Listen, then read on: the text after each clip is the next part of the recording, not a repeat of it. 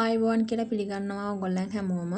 අද මම ඔයගොල්ලන්ට අරන් ආවේ තවත් සතියක දවල් කෑම බෙල් ටික. ඉතින් සතිය දවස් 7ටම ලංකාවේ විදිහට හැදුන කෑම බෙල් ටිකක් තමයි අරන් ආවේ. ඉතින් මම මේක කරන්න පටන් ගත්තේ සිකුරාදා. ඔයගොල්ලන්ට මතක ඇති මේ වීඩියෝ එකේ මේ මූල ටික නම්. ඉතින් ලංකාවේ විදිහට ගොඩක් එළවලු මෙහෙ තියෙනවා. හේතුව බංගලි අය කරවිල්ල, පතෝල, කංකුම්, මුගුණු වැන්න මේ වගේ එළවලු වර්ග මේ හදනවා වැටකොළු. ඉතින් ඒගොල්ලන් සීතල රස්නේ කාලෙට ඒ එළවලු හදනවා. ඉතින් අපිට මෙහෙන් ඒ එළවලු වර්ග හොයාගන්න පුළුවන්. ලංකාවෙන් මෙහෙට ආවේ නැති වුණා. ඉතින් මේ තියෙන්නේ ඒ එළවලු.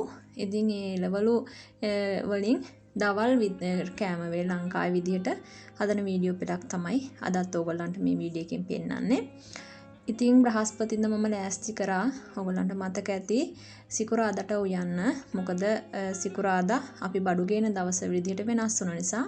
ඉතින් කංකුම් උයනවා මම කංකුම් තෙල් දාලා. ඊට පස්සේ කරවිල එක හදලා මේ විදිහට ඊට පස්සේ අල ගෝවා එකට දාලා උයනවා. ඉතින් උයපු පරිප්පු ටිකකුත් තියෙනවා. ඒ විදිහට තමයි එදා දවල් කෑම වේල එක ලෑස්ති උනේ. ඉතින් මේ තියෙන්නේ ඒ කෑම වේල. ඉතින් පරිප්පු ටිකක් තියෙනවා. ඒ ටික රත් කරලා ගත්තා. ඉතින් සිකුරාදා දවසේ දවල් කෑම වේල උනේ මේ විදිහට. ඉතින් සෙනසුරාදා ඉරිදා දවස් දෙක තමයි බබාලා දවල්ට කන්න ගෙදර ඉන්නේ. ඉතින් ඒගොල්ලන් ඉස්කෝලෙන් කනවනේ. ඉතින් ඒගොල්ලන් ගොඩාක් ආස කරන කෑම වේලක් තමයි සෙනසුරාදා අපි හැදුවේ. ඉතින් මේ මිරිස් එක නම් ඒගොල්ලන්ට නෙමෙයි. නමුත් මම කහබත් උයලා කජු ග්‍රීන් පීස් දාලා කිරට හදලා ඒ දෙන්න ආස විදිහට බටු මෝජුවකුත් හදලා ඒ විදිහට දවල් කෑම එක ලෑස්ති කරේ.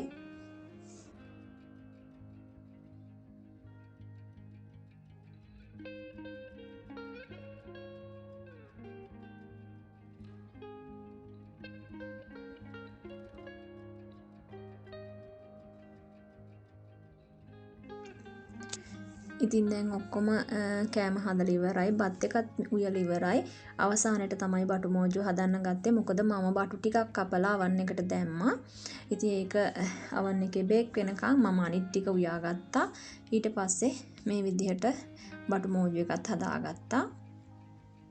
ඉතින් තව බටු ටිකක් තියාගත්තා. තවත් දවසක අවශ්‍ය වුණොත් ගන්න. ඉතින් මේ විදිහට තමයි සෙනසුරාදා දවල් කෑම එක ලෑස්ති වුණේ.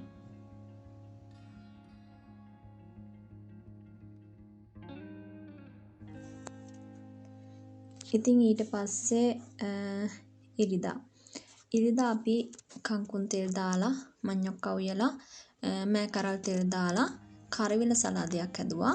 කරවිල අමුයෙන්. ඉතින් අද දුවත් ගෙදර නිසා එයාත් උදව් කරනවා. ඉතින් මේ විදිහට තමයි ඉරිදා කෑම වේල දවල් කෑම වේල ලෑස්ති උනේ. ඉතින් කංකුම් වල දඬු ටික මම මේ අරන් තියාගත්ත වතුර එකක දාලා පැලවෙන්න. මුල් ඇද්දපුවාම වෙනම හිටව ගන්න. එතකොට බබාලට කොළ දෙක තුනක් හරි ගන්න පුළුවන් නිසා ඒ විදිහට තියාගත්තා. ඉතින් මේ විදිහට තමයි දවල් කෑම එක ඉරිදා ලෑස්ති උනේ. ඊට පස්සේ සඳුදාත් ගොඩාක්ම දුව ආස කරන විදිහට පරිප්පු යන්නේ.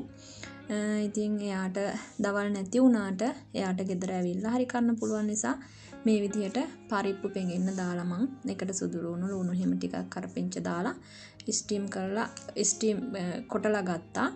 මේක ස්ටීම් කරලා තමයි ගොඩක් රසට හදන්න පුළුවන්. මං එහෙම ගෙනත් තියෙනවා බබාලා පොඩි කාලේ හදලා දුන්න රෙසිපි එක. ඉතින් මම අද වෙලාවක් නැති නිසා මේ විදිහට පුංචි වඩේ වගේ ලිපේ හදලා ගන්නේ.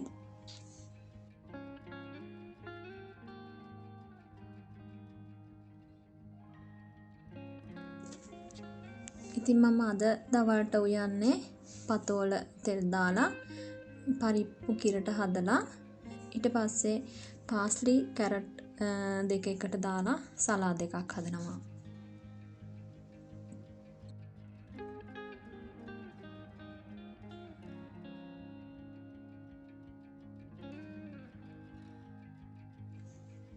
ඉතින් පරිප්පු එක හදන මම මුලින්ම කිරි ටික පැහෙන්න තිබ්බ අවශ්‍ය කරන කලමනා දාලා කිරි එක පැහුනට පස්සේ පරිප්පු වල ලොකුවට තියෙනවා නම් ඒවා දෙකට කපනවා මේ විදිහට. දෙකට කපලා කිරි එක පැහුනට පස්සේ මේ ටික එකතු කරලා විනාඩි 2-3ක් තිබ්බාම ඇති. ඉතින් ඒක ඕනේ නම් හොදි විදිහට ගන්න පුළුවන්. එහෙම නැතිනම් හොදි හින්දවල ගන්නත් පුළුවන්. මම ටිකක් හොදි හින්දවල ගත්තේ. ඉතින් මේ විදිහට තමයි පරිප්පු එකක් ලෑස්ති කරගත්තේ. ඊට පස්සේ අවසානෙට සලාද එක හදා ගන්නවා. ඉතින් ඔය විදිහට තමයි සඳුදා දවල් කෑම වේල දවල් එක ලෑස්ති වුණේ.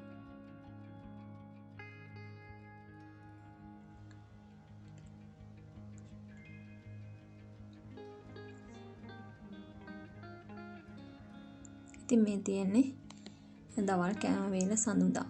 ඊට පස්සේ අඟහරුවාදා. අඟහරුවාදා මම ලෑස්ති කරලා තිබ්බා කලින් දවසේ හවස.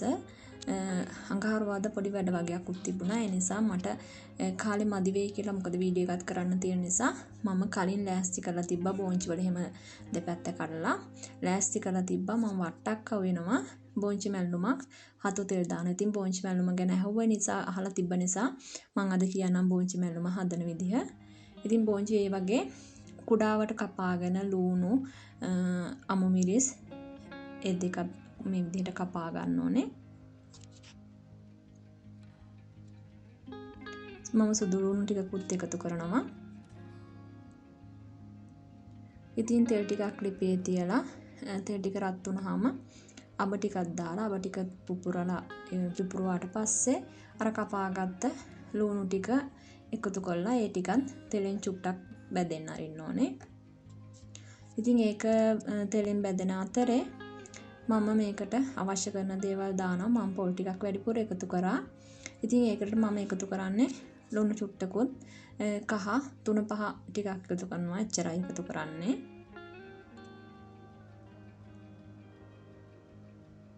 මේ විදිහට ඒ ටික එකතු කරලා හොඳට කලවම් කරලා අර ලුණු මිශ්‍රණයට දාලා විනාඩි 4-5ක් වගේ බෝංචි ගොඩක් කුඩාවට කපලා තිබ්බේ. ඉතින් ගොඩාක් වෙලා තැම්බෙන්න අවශ්‍යත් නැහැ. 4-5ක් වගේ මේ වගේ තියලා මලවලා ගන්න තියෙන්නේ.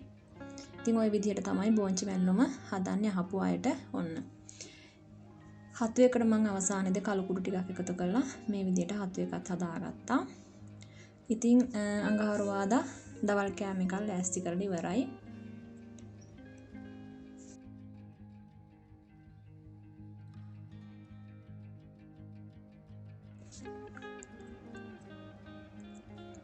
ඉතින් මේ විදිහට තමයි අඟහරුවාදා දවල් කෑම වේලත්. ඊට පස්සේ බදාදා මම පොලොස් ටිකක් බැදලා උයන්නයි හදන්නේ. මොකද හැමදාම මේ ටිකේම කෑවේ පොලොස් නිකම් උයලා නේ නිසා ඉතින් හිතුණා බැදලා උයන්න. ඉතින් මේකත් හරි බැදලා උයන එකත් හරිම රසයි. ඉතින් මම ගොඩක් ආසයි. ඒ නිසා අද මේ විදිහට පොලොස් බැදලා උයන්න ගත්තා. ඉතින් අද මෙනු එක තමයි පොලොස් උයලා පරිප්පු කිරට හදලා බාස්මති බත් අද උයන්නේ. ගෝවා තෙල් දානවා ගම්මිරිස් ටිකක් දාලා. ඉතින් ඒක තමයි අද මෙනු එක. ඉතින් අපි දවල් ටිව්වට අපි රෑටත් මේවම තමයි කෑවේ. මොකද උයන්න කම්මැලි තුන මේ ටිකේ ගිය ටිකේම වැස්සත් එක්කනේ. ඉතින් සීතලත් චුට්ටක් තියෙන නිසා මේ දවස්වල පොඩ්ඩක් කම්මැලි වෙනවා. ඉතින් ඒ නිසා රෑටත් අපි ඒවම කෑවා. බබාලට නම් වෙනම කෑම හැදුවා. ඉතින් අපි දෙන්න රෑටත් එදා එහෙමම මේ කෑම වේලම තමයි ගත්තේ.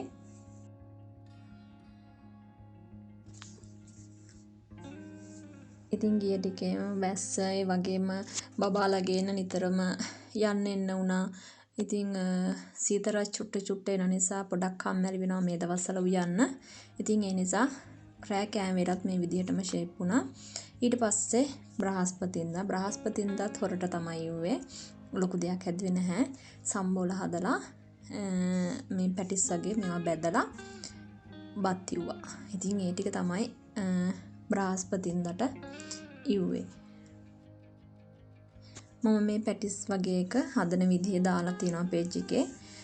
මම අවශ්‍ය නොත් ඕගොල්ලන්ට ඒ රෙසිපි එක දෙන්නම්. ඉතින් බාස්මති බත් වෙනකොට මම වතුර ගොඩක් තියෙනවා. තියලා ඒක වතුර ටික විතරක් මුලින් පැහෙන්න තියලා හාල් එකත් පිඟින්න දාලා තියලා ඊට පස්සේ තමයි වතුර එකට හාල් එකතු කරන්නේ. හාල් එකතු කරලා වතුර විනාඩි 5ක් විතර තියලා වතුර අයින් කරලා නැවත හාල් එක තියනවා අඩු ගින්දරේ වහලා ටිකක් තැම්බෙන්නෙත්. එහෙම වුණාම මේ වගේ ලස්සනට බාස්මති එක උයා ගන්න පුළුවන්. ඉතින් ওই විදිහට තමයි ඒ සතියේ කෑම වේල් ටික පෙළ ගැහුනේ. ඉතින් මේ සතියේම උදේ කෑම වේල් ටික තියෙනවා. ඒක තවත් දවසක ඕගොල්ලන්ට මම අරගෙන එන්න. එහෙනම් ඕගොල්ලන් හැමෝටම සුබ දවසක් කියලා ප්‍රාර්ථනා කරනවා.